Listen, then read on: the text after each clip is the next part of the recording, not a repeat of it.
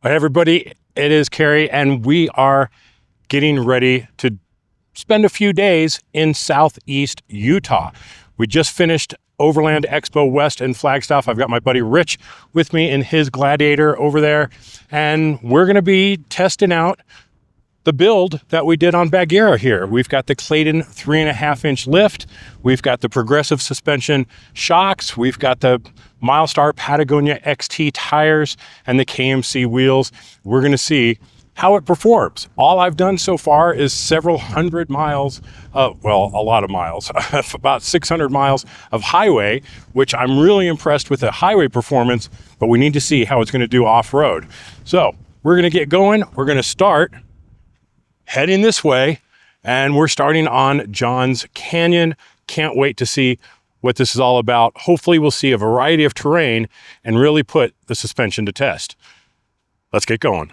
Well, first things first, we're gonna be on a mild dirt road here. Shouldn't be anything extreme, but we're starting off not aired down. So we're gonna do what I call pulling a Dewey and seeing how things work without airing down first. That'll give me an idea or a baseline of how the suspension is performing. So we'll do this for a while, and as things get rougher, then we'll air down and see what a difference that makes.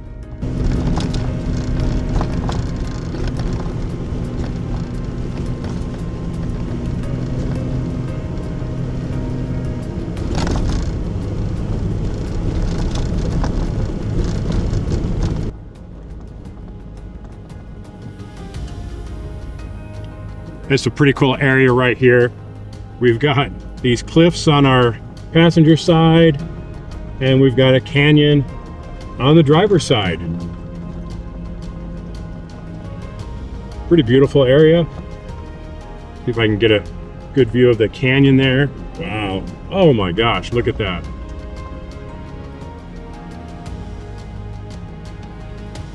What a view. Hopefully we get some cliffside views of that canyon, which would be absolutely epic. But I think we've picked a good spot to try things out. I've tried some high-speed stuff through some rocky sections, and I'm pretty impressed so far. But hopefully we can get into a wider variety of terrain and see how things go. Oh, this should be a great view right here. Look at this view. Oh my gosh. That is pretty epic right there. Okay, we took just a little detour off the road. Looked like a little campsite over here. And if you've ever heard the term epic campsite before, I don't think you've ever seen this. Look at this spot. Oh my gosh. Did you have any idea? No. I saw you take the cut off. I'm like, yeah, let's do this. Oh my. Whoa.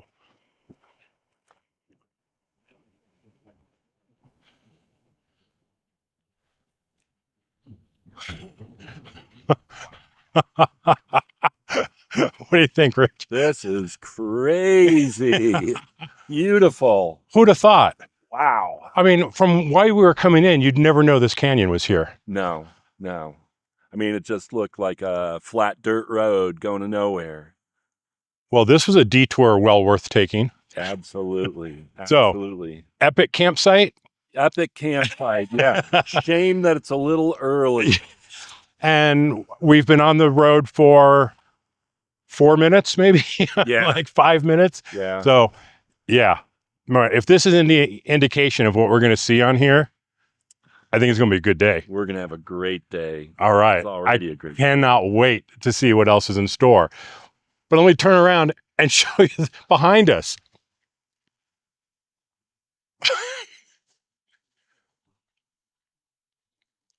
This is wild. Yeah. And there's nobody here. No, nobody here at all. Yeah. Well, Wait, it is, what's today? Today's Sunday. Today is Sunday. So anybody that was here has probably already left. That's true. That's true. But I don't think this area sees much traffic. All right. I think we're going to be in for a good time. Let's do it. We have a bit of a shelf road up here. Pretty narrow. But wow, these views. Now we're treated to a little bit of shelf road. This is intense. I had no idea what to expect from this. Look at that freaking view.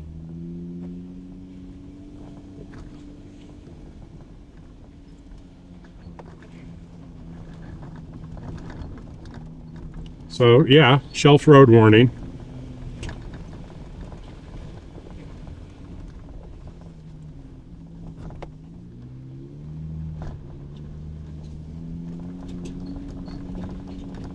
Now you may be wondering, well, Carrie, why are you not getting some epic drone footage here?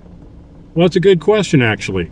And when we start, we're on BLM land, but almost immediately we cross into Glen Canyon Recreation Area, where drones are not allowed. It's considered more national park.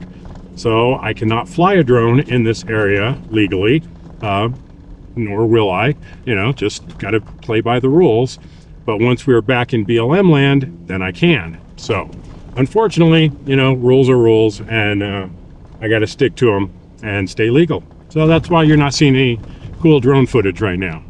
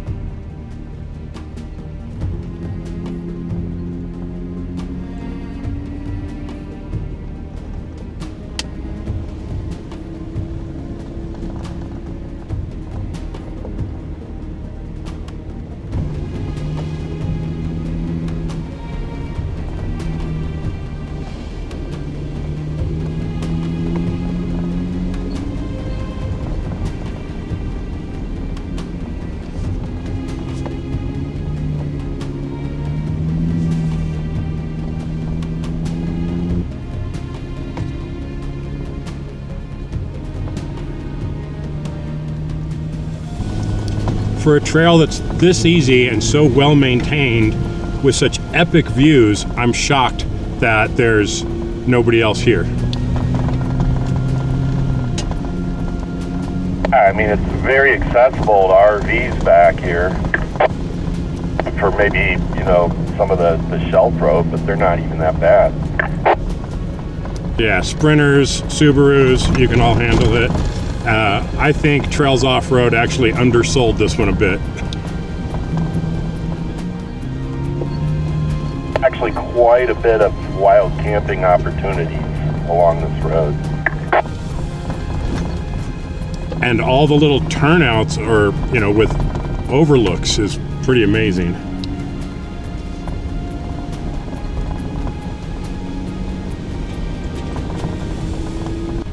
This is just some amazing views, rock formations and stuff. And we have a second gate to go through, and you are to leave these in the condition that you found them. If it's closed, you close it behind you. And that's exactly what I'm going to do.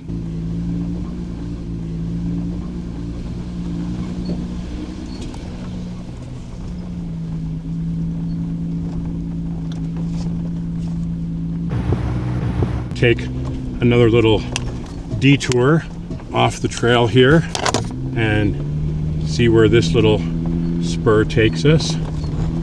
Looks like we might head out to another epic overlook.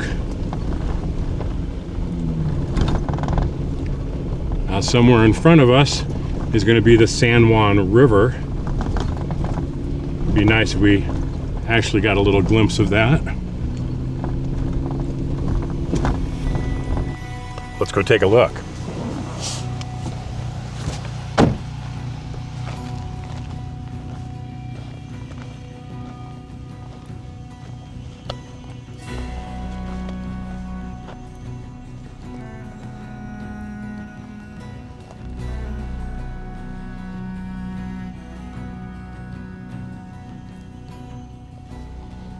Well, this would definitely be another amazing campsite. There's fire ring here.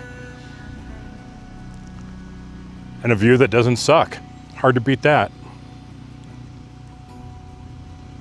This turned into be quite a hell of a run.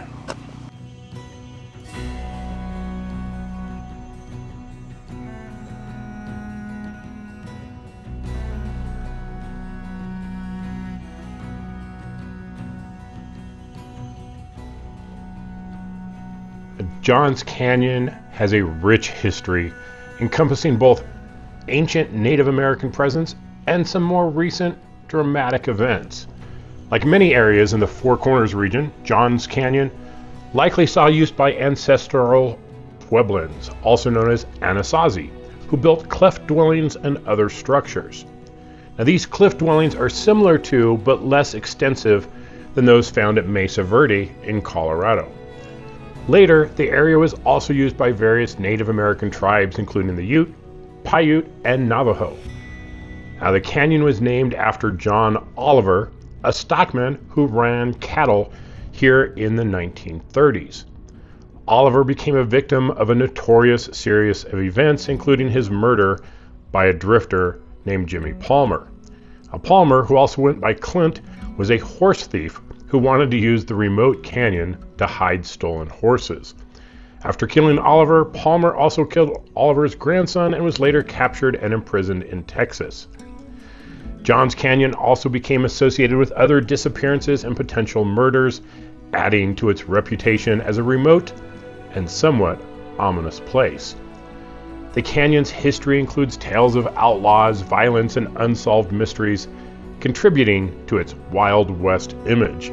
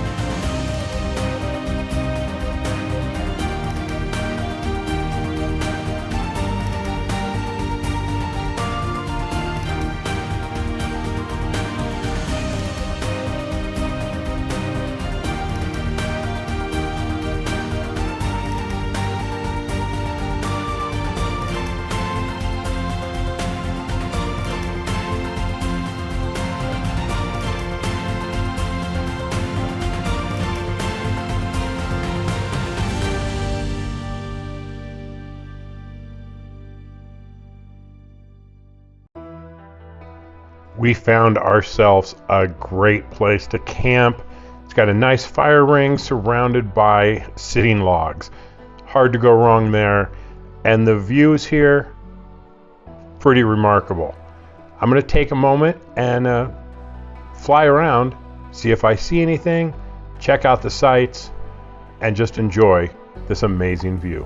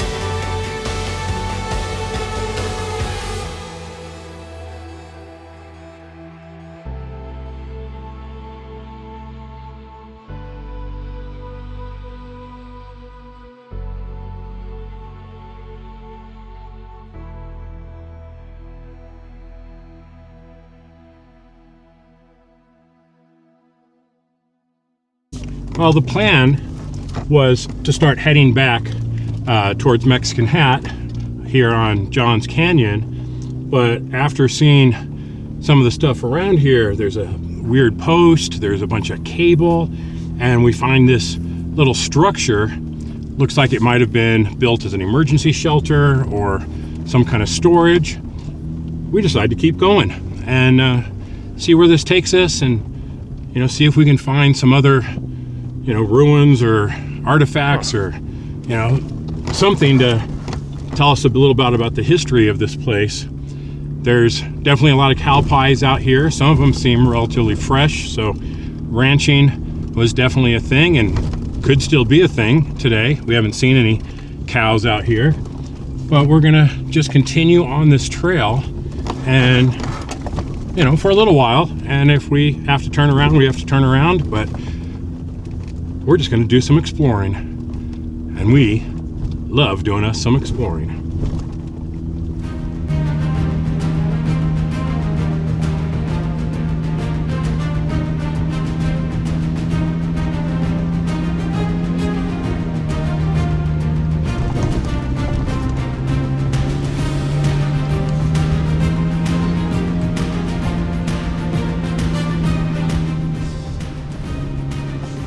Well, going back a little further, it's definitely worth it.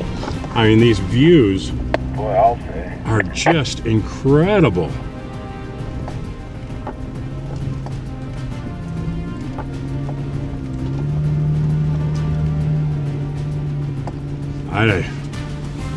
I'm really blown away by this right now.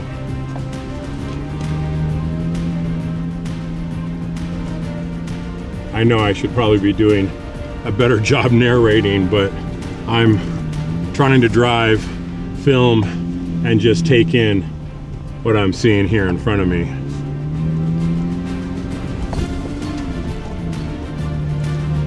There are tracks in front of us, so people have definitely been back here in the, fairly recently. It looks like there may have been some four-wheel vehicles. It looks like some motorcycle tracks and even some mountain bike tracks. So it's not that nobody comes back here, but it is pretty damn desolate, that's for sure.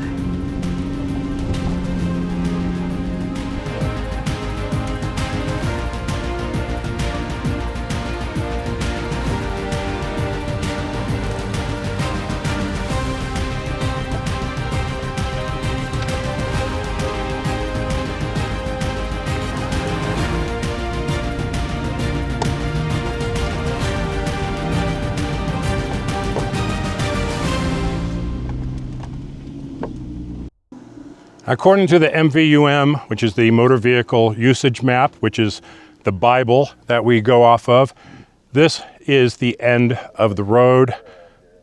And what an incredible place. Now, from our campsite to here was quite a bit more technical. You definitely need four-wheel drive. You definitely need high clearance. So if you make it to where our campsite was and you don't want something more technical, that's the place to turn around. You want something that's going to take you into some deep washes, some ruts, some off-camber, and potentially some nasty sand, because I almost got stuck there. Then keep going, because this is a beautiful, beautiful place, and I am so glad that we kept going. So what do you think, Rich? Was it worth coming? Oh, 100%. I mean, and that was just a last-minute decision to just keep going and see where this went. Yeah. Wow. You never know. You never know what you're going to get on the trail, and sometimes you get a real gift like this. This is incredible. Now, from the map, it looks like we have entered Bears Ears National Monument. All right, so we've gone through BLM, we've gone through Glen Canyon, and now we're in Bears Ears. And wow. Yeah. I mean, I don't know. I don't know if it gets better than this. Really don't. This is absolutely incredible. And we had some fun. There was some technical stuff along the way. There was, yeah. You almost got stuck. Yeah, almost. Which is why we build them the way we do instead of bringing a stock vehicle out here, because I probably wouldn't have made it. We wouldn't have come here if we were in a stock vehicle. We would not have been able to experience this. And as I said, it's built to take us where we want to go. And if we get into some tricky stuff, we can get through it. And it paid for itself right there. Well, and I might add, we also build them not only to get us these places, but also to get us out of them. Well, yeah, because we have to turn around now. Yep. Because we are at the end of the road. Look. This is really beautiful.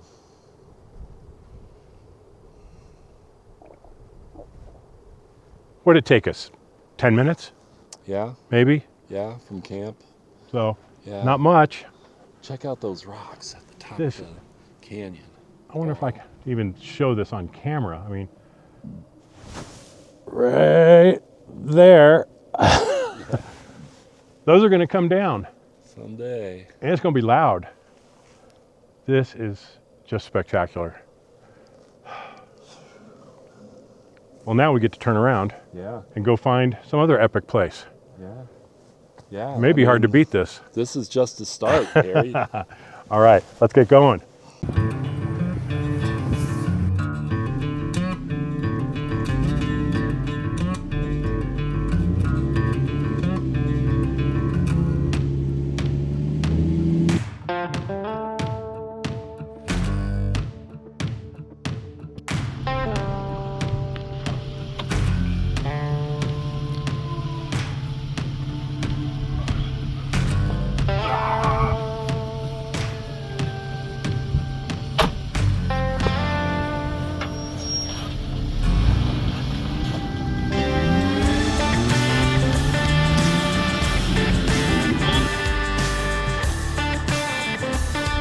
That's it.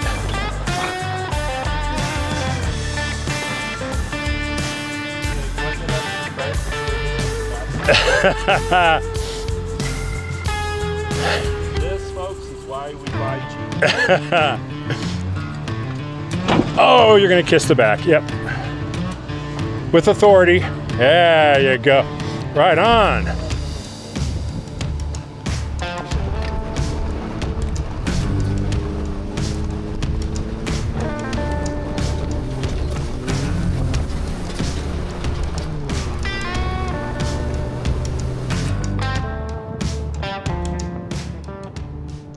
Well, now heading up the Moki Dugway, which is a steep and scenic road here, and it was built in the 1950s by Texas Zinc Minerals to transport uranium ore from the Fry Canyon mines to a processing mill near Mexican Hat.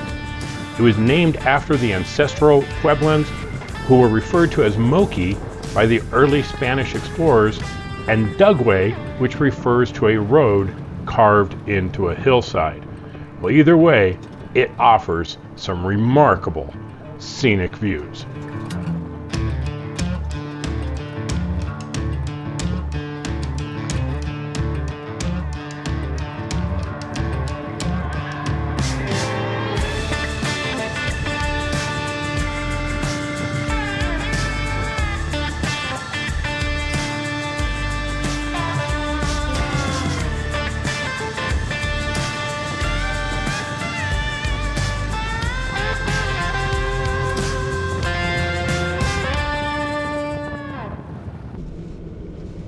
Oh, we came up those switchbacks, which were absolutely amazing. Yet more views that don't suck around here.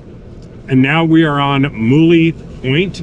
It's a small detour from what we were going to do, but Rich has a campsite up here he wants to show me. So we're going to go check it out.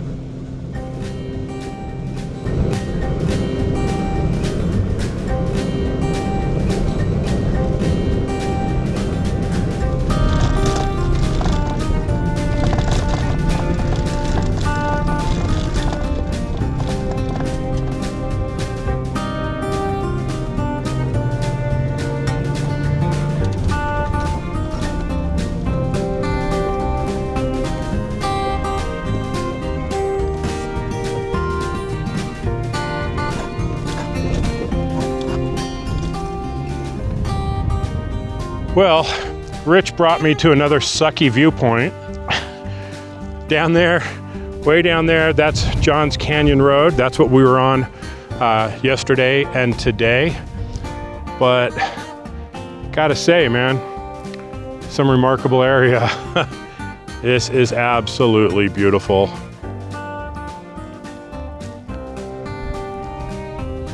Man, this is nuts.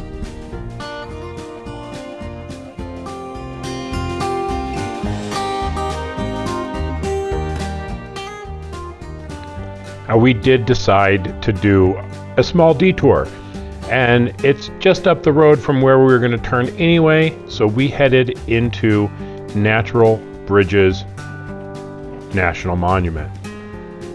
If this isn't enough to take your breath away, I don't know what can, but there are a handful of natural bridges in this area. Definitely worth this short detour that we're taking to take in these sights and really enjoy some of nature's wonders here. After we finish up here, we'll head back down just a few miles, get back off of pavement onto some dirt, and continue the rest of our journey.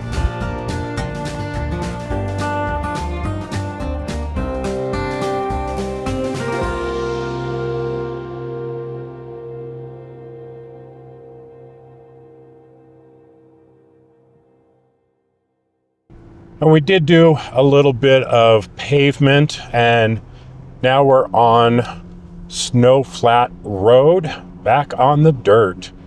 And we're going to be heading east on this, and then I believe back down south as we kind of progress this. I guess we'd be heading southeast or east-southeast, something like that anyway. But we're back in the dirt. Right now it's about 1:15 in the afternoon, and we're going to try and find a good spot to pull off that has a little protection from the wind so we can have some lunch. But what an epic day so far. This has been absolutely incredible. So we did air down, and I dropped to like 17-ish, maybe 17 and a half, just to get a different feel for how these shocks perform. So far, they have been fantastic. We've been on gravel, sand, deep sand, some more technical stuff, some washboards, and they have just performed flawlessly. I would say for an all-around shock, I'm pretty impressed. So one thing about this Snow Flat Road is you cannot go very quick because there are a lot of blind turns. And we have seen some traffic on here today. Not a lot. A couple trucks and a Sprinter. The Sprinter didn't make it very far, but still, there are some people on this road, and the number of blind turns up here, you definitely do not want to be ripping through here and coming up on a turn too quick, because you just cannot see, you just cannot see what's in front of you. So, but fun, some ledges, some rocks, some really cool sections, and now we're on a pretty well maintained graded section here. A lot of fun, very beautiful. It's been a lot of fun, and it's really, really scenic.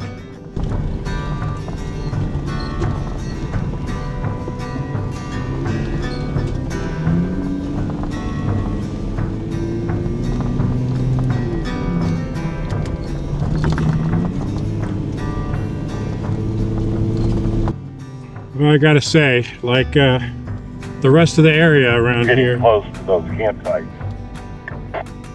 I gotta say, like the rest of the area around here, these views do not suck at all. This is some pretty damn incredible terrain here.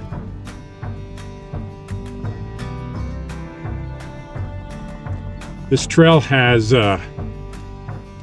a lot of memories for me from other places. There's spots that reminded me of Flint Road. There's spots that remind me of Moab. There's spots that remind me of Colorado. There's just a wide variety of terrain here because you go through a pretty wide elevation change. The peak was around 6,500 feet. We're down to about 5,300 feet now.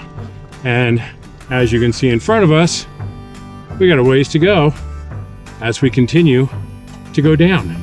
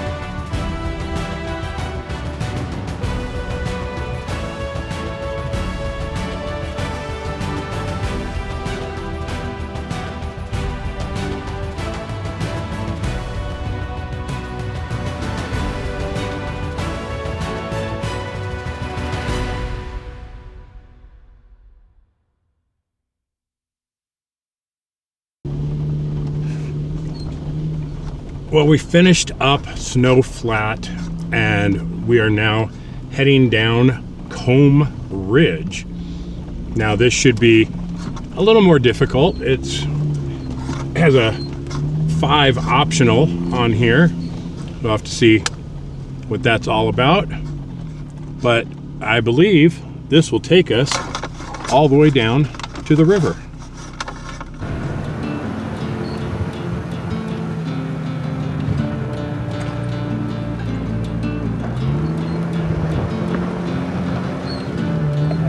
Dry already.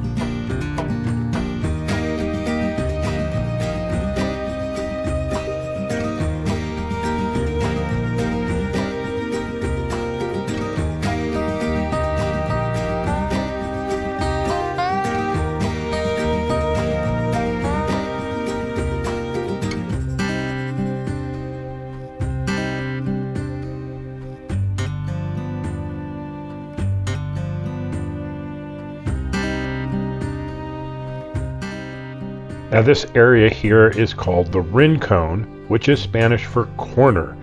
The name given to this area as it forms an intersection between Comb Ridge and the San Juan River. This was a popular spot for crossing the river here, making this an important spot along the river.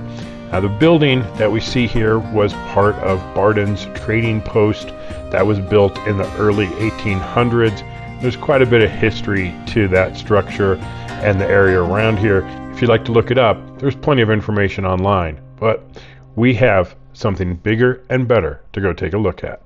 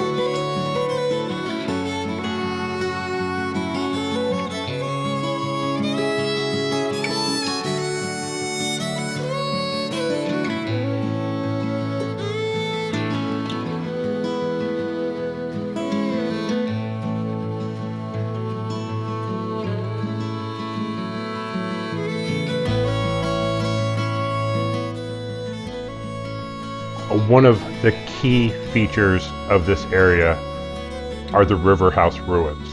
This is a remarkable structure here that is super accessible to anyone.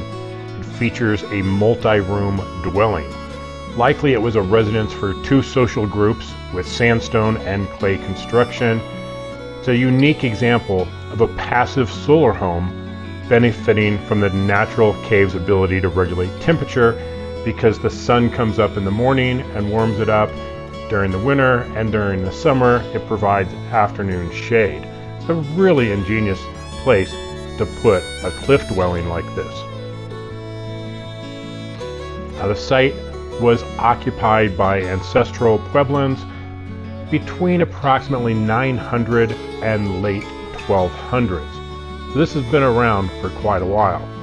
Now, there's also some petroglyphs in the area, if you can find them. Not very well marked, but if you're into hiking, you can certainly find some of them. So we're going to spend a few moments, check this out, and then continue on our trail.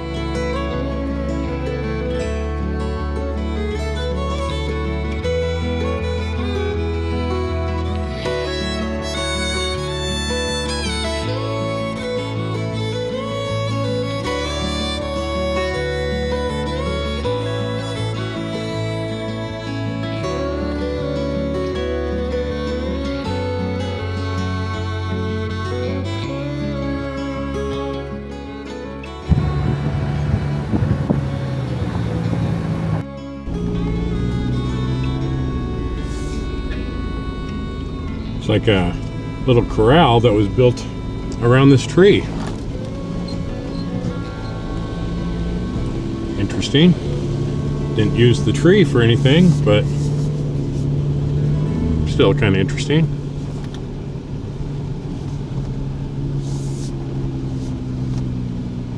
Some kind of rock pit over there, and it looks like an oven and a differential. So, multi-generational, it would seem.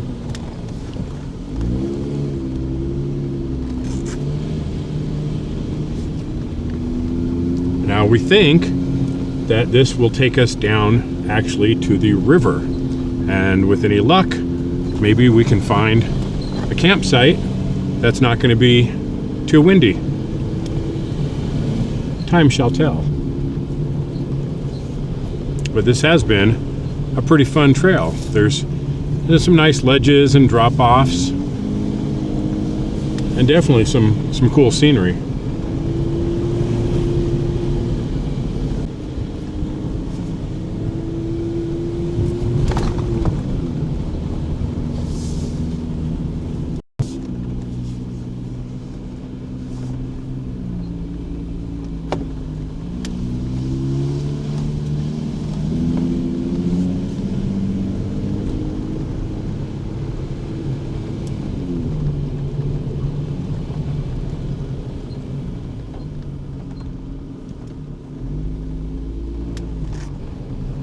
This is definitely a change of pace from the open areas that we've been in. It looks like it's gonna be a bit tight going through here. I think I'm going to go with a pinstripe warning here.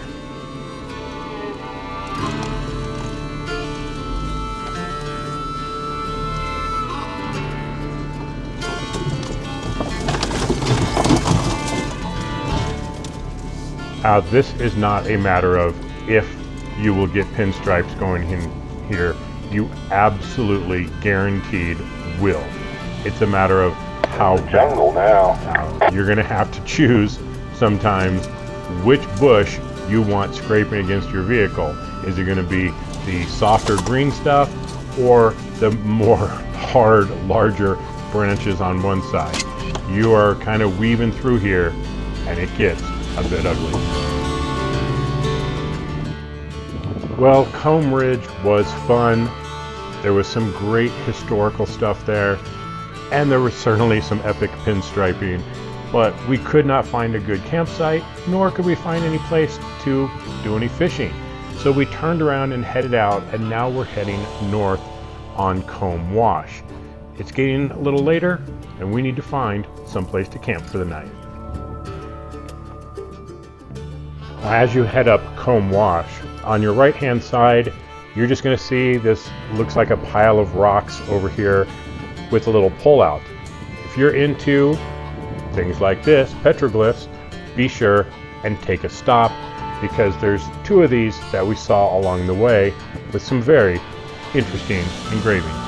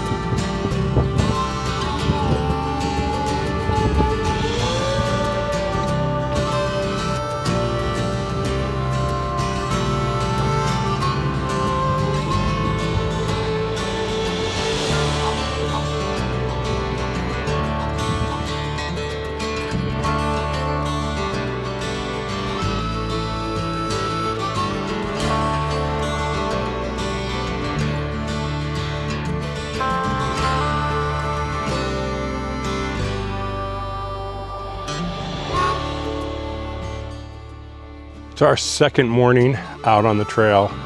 It has just been pretty cool.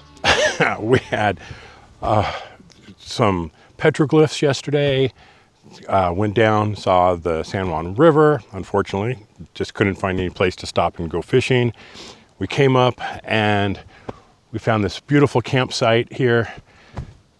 Nobody around, didn't hear anybody all night, slept like a freaking rock. It was great. And now we are heading north, kind of in the area of Blanding. We're gonna head west out of there into the mountains. We got so much to do over the next day or two. It's gonna be a lot of fun. Big thank you to Katerina. She sent some short ribs with me that Rich and I had last night. Absolutely amazing. We fixed up some mashed potatoes and the short ribs. That is living life large out on camp. There's no reason to suffer. If you've got a fridge and you've got a stove, you can eat very, very well. So big thanks to Katerina for that. Plus, I've got tons of burritos that are pre-made. I got one under the hood that I'll have a little later. That is the way to go to keep things rolling. So stay tuned. We have a lot left. We've got some mountains. We've got some forest. We've got some more desert. We've got some rather difficult stuff that we need to get to so we can go see some more cliff dwellings. Yeah, we're having a fantastic adventure. Love the Dirtbox Overland canopy. Super comfy. I am sleeping like a baby in there. It is so nice. A lot of people complain about the mattress that comes with their rooftop tent. I really don't have any complaints about this one. Maybe it could stand to be a little bit thicker, but totally happy with it. The Clayton lift, doing its job, handling everything like mad. The progressive suspension shocks, I will do a complete breakdown on those and what I think of them so far. Absolutely love them. The Patagonia XTs, they're rocking everything. So we're just having a great time out here. Well, enough of that. Let's get back on the road. Now we have a few miles to go here on Comb Wash still, and then we're going to make a little detour. We're eventually going to go to Elk Mountain and work our way back east, but we're going to make a stop up ahead, which requires a little bit of highway driving, but I think the detour is going to be worth the stop.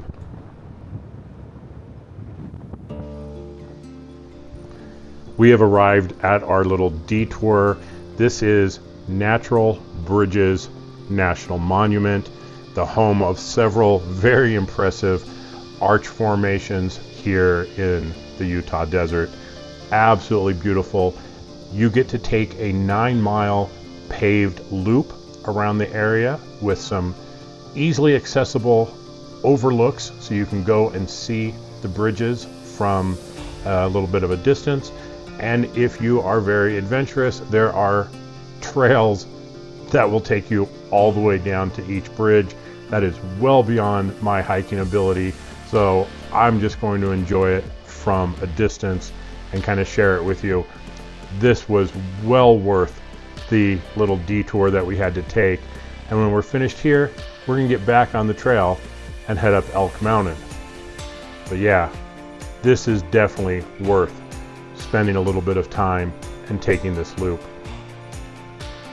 It's just absolutely stunning.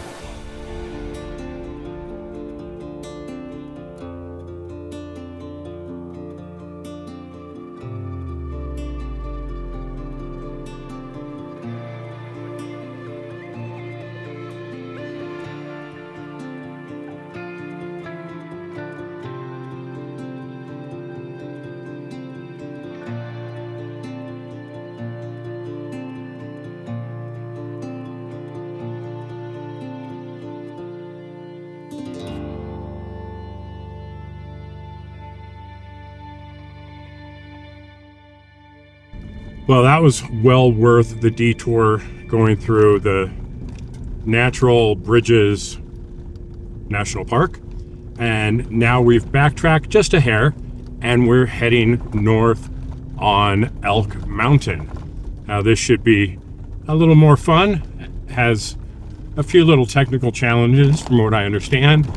And this will take us over to our next path, which is take us back east. So we have quite a bit of trails left to do. It's been fun so far. What an adventure. Looks like there's some really cool campsites along the way too. But we'll be sure and show you the highlights.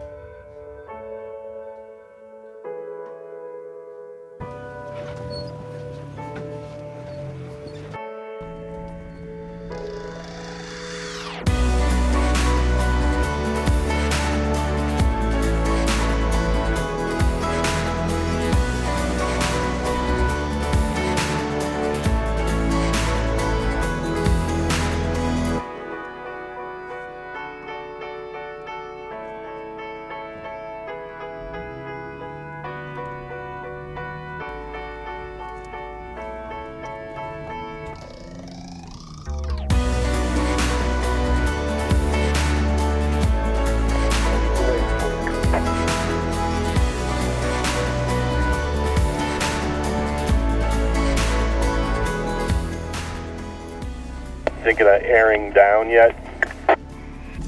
I'm thinking that might not be a bad idea. We're getting started here on Peavine Corridor. Now in Trails Off-Road, this is a scout route, so there's no video on it, there's no waypoints. It's just listed as difficult with a distance of about 12.2 miles.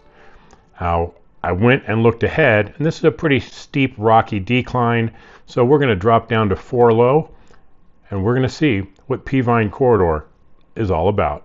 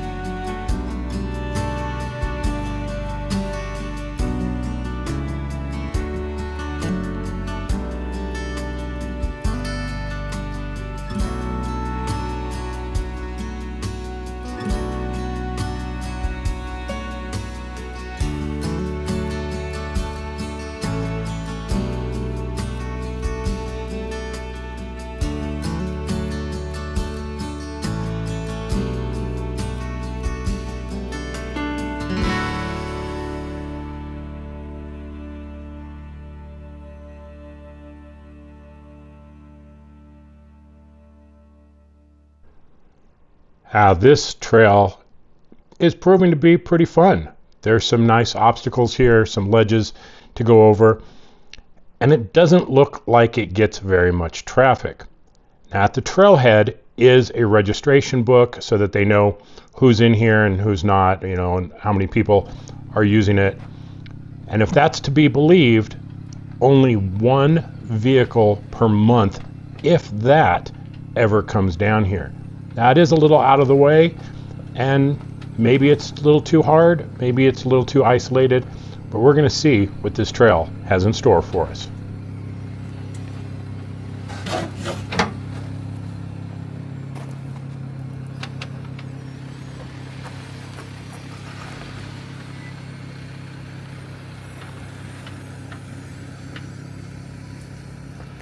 Now this is one of the wider sections of the trail. There are definitely narrower sections. Yeah, we should document our pinstripes. We get to the end of this thing. Yeah, as I was going to say, you are absolutely positively going to get pinstripes on this trail. If you value your paint job in any way, shape, or form, do not do this trail. This is not one of those, well, you might, or if you're careful, you can avoid them. There is no avoiding the pinstripes on this trail. You will get them. Let me stress that completely. This is not a pinstripe warning. It is an absolute guaranteed that you will get pinstripes on this trail. And some of them are probably going to be pretty bad. So, you have been warned. That's all.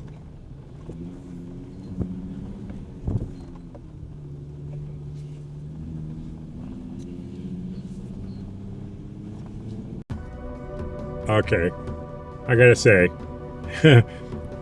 now that we're coming down into the canyon here, we're starting to get some views that are pretty amazing. So I'm not gonna say I don't recommend this trail, not by any stretch. This has been a very fun trail. It's got some nice technical elements to it. It's got hills, it's got forest, it's got rock formations, it's got some cool views, but it most certainly has pinstripes. So, you know, anything like a JL, JT, you know, Bronco, anything that's that wide is going to get pinstripes. If you have something smaller, okay, fine. You might. No, I don't think anything is going to make it through this.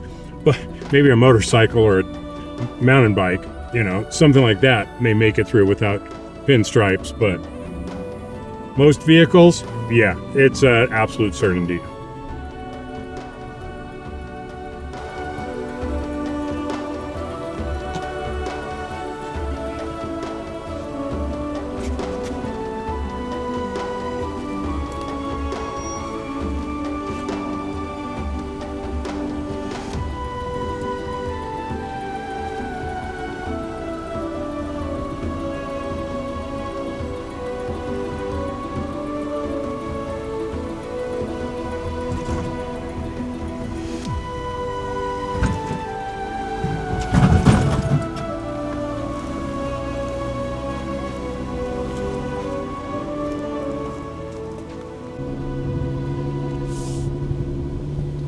It is. But they had to put a sign there that said trail. Yeah, I don't think I've been on a trail before that literally looks this unused at this point. I mean, the grass is growing over the tire tracks. It does not look like people come back here. Well, they probably get their fill of pinstripes and then turn around, would be my guess. But this definitely does not look like it gets at least vehicle traffic anymore. Because honestly, if it wasn't for the pinstripes on here, this would be a hell of a fun trail, and I would highly recommend it. The fact that there is absolutely guaranteed pinstriping on here, it just means I can't recommend it to everybody, because there's people who just, you know, I really don't want those scratches either, but, you know, I'm kind of into it now. I could have turned around, but I still would have got them at some point, so just kind of decide to keep going. I'll buff them out, and I'll make it look good again, but dang, I mean, it's brutal on the pinstripes. But otherwise, I love the trail. I mean, it's beautiful.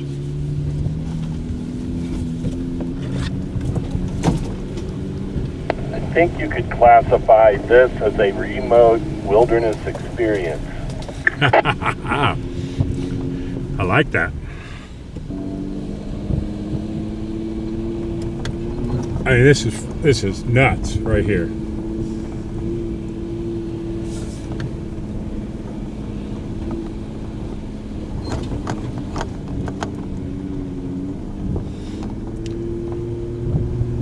Sometimes the road less taken is actually worth it.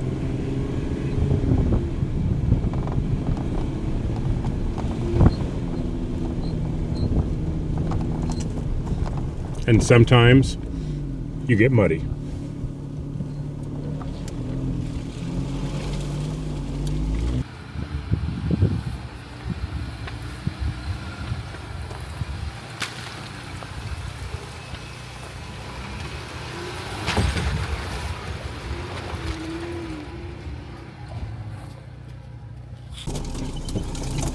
Oh, the sound of that. Oh, that pains me to hear the abuse that the paint is going through right now. Oh, that hurt. Oh, ouch. And we get to turn around I got some and do it again. dash cam footage of you going through that.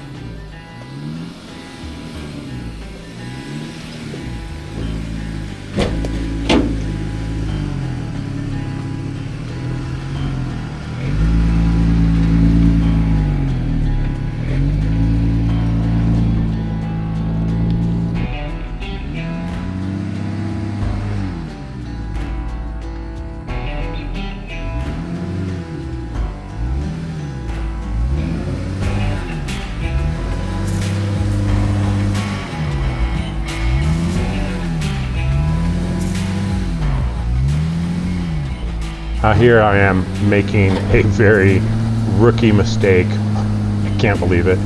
But we'd been on some flat surface for a long time. So I hit this obstacle and I'm in 4 high instead of 4 low. So I'm just not getting any torque. If I back up, drop it into 4 low, and I should be able to climb right up.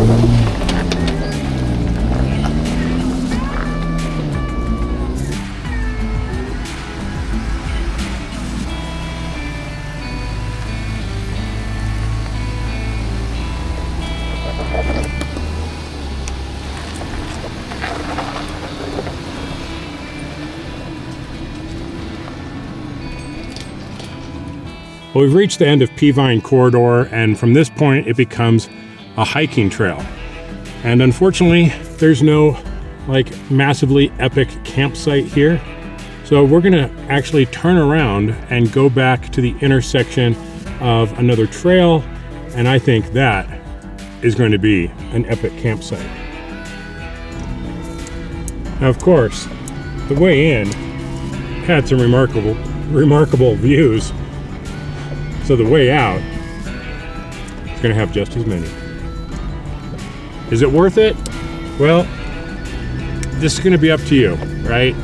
As I said, you are going to get pinstripes on this trail. If you think this is worth it, then yes, it is. For some people, it's not going to be, and I understand that. This is going to take a lot of work to buff out the pinstripes that we got today. But dang, if this was not a fun trail. Well, if you think I'm kidding about how tight it is, well, this trail's really tight, let me tell you. We're going to head back to a large meadow over at the base of these cliffs. It looks like it's going to be a great spot to stop and camp for the night. One thing about Peavine Corridor is it is highly likely going to be closed to motor vehicle traffic in the near future. It is on the hit list for the Bears Airs area. If you want to run this before it gets closed, then feel free. Just know what you're getting into when you get on this trail. But for us, it's been a great adventure, and we can't wait to stop and get some food.